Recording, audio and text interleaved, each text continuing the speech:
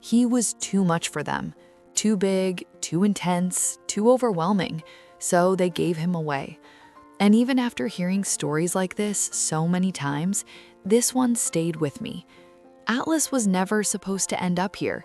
He had a home before this one, a family that chose him when he was still small enough to carry, back when his paws were oversized for his body and his eyes held that particular kind of softness you only see in puppies who haven't yet learned that the world can disappoint them.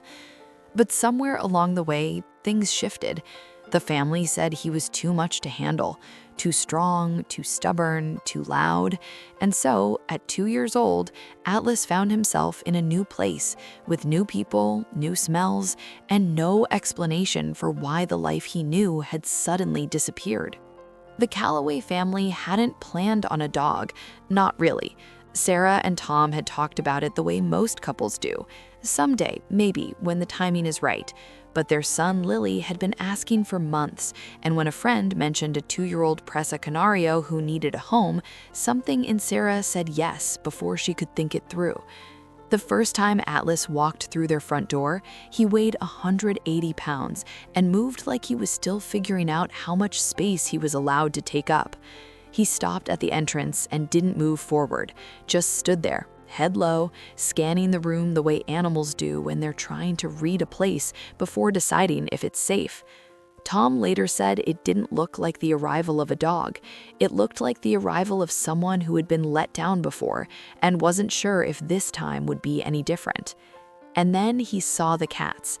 The Calloways had 2 cats, Miso and Fig, who had ruled the house long before Atlas arrived. They were not impressed. Miso disappeared behind the couch within seconds. Fig sat on top of the refrigerator and stared down at this enormous new creature with the particular kind of disdain that only cats are capable of. Atlas didn't bark, didn't lunge, didn't do any of the things they had prepared themselves for. He just sat down in the middle of the kitchen floor and watched them. For 3 days, that was his routine. He'd find wherever the cats were and simply sit nearby, not crowding them, not demanding anything, just present, like he was saying, "I know you don't trust me yet. I can wait." Sarah told me later that those first 3 days felt like holding her breath. "I can see you haven't subscribed yet. Honestly, that breaks my heart a little. Hit that button now. There's so much more ahead." By the end of the first week, Fig had moved from the refrigerator to the kitchen counter. By the second week, she was on the couch, 2 cushions away from Atlas, but on the same piece of furniture. Small distances, but distance that was shrinking. Miso took longer. He was the cautious one, the one who calculated before he committed. But one evening, about 3 weeks in, he walked directly up to Atlas, sniffed his nose, and then walked away like nothing had happened, like he had simply needed to conduct one final investigation before rendering his verdict. And somewhere in those quiet weeks, something shifted in Atlas too. He started positioning himself between the cats and the front door whenever someone knocked. Not aggressively. He never growled, never tensed. He would just move, calmly and deliberately placing his 180-pound body between them and whatever was on the other side of that door. Stories like this remind you that protection doesn't always look the way you expect it to. Noah noticed it first, the way children always notice the things adults are too busy to see. Atlas is keeping them safe, he told his mother one morning, completely matter-of-fact, like it was the most obvious thing in the world. And he wasn't wrong.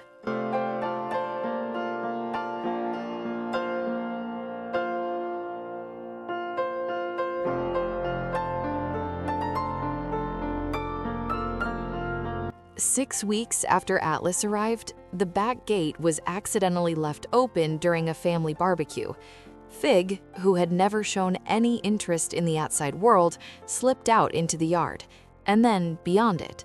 Tom noticed first, then Sarah, then the quiet panic that moves through a family when something small and vulnerable is suddenly somewhere it shouldn't be. Atlas was already at the fence. He hadn't barked, hadn't made a sound. He had simply followed, standing at the edge of the open gate, not crossing it, just waiting, his body still, his eyes tracking Fig through the gap. When Tom reached him and stepped outside to find the cat, Atlas walked beside him, slowly, methodically, the way he did everything. They found Fig 3 houses down, sitting under a parked car, unbothered. When she saw Atlas, she walked toward him, not away, and he lowered his head and let her bump her face against his. Tom said he didn't know what to say in that moment, so he didn't say anything.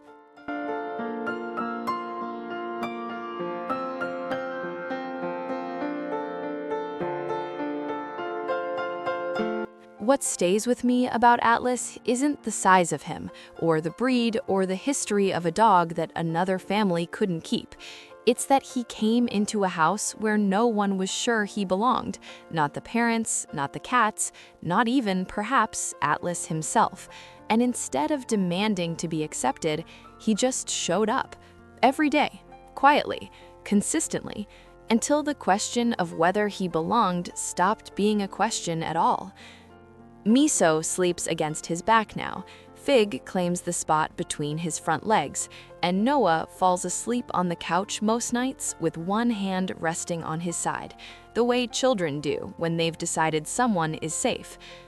Atlas came from a place of not being enough, and somewhere between that first silent afternoon in the kitchen and the day he walked Tom through a neighborhood looking for a cat he had decided was his to protect, he became exactly enough. If you've ever felt like you were too much for one place and not enough for another, maybe Atlas's story says something you already knew. Because the truth is, some of us take longer to find where we belong, not because something is wrong with us, but because the right place requires the right people. People who are willing to sit in the discomfort of not knowing, to give time instead of ultimatums, to watch quietly while trust builds itself slowly from nothing.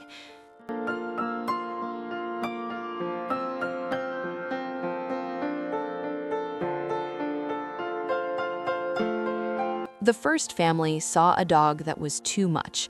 The Calloways saw something different, not a problem to manage, but a soul that needed somewhere to land. And Atlas, for his part, never stopped being exactly who he was.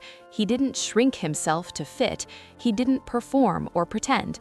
He just waited and protected and showed up, until the home that was never supposed to be his became the only one that ever truly was.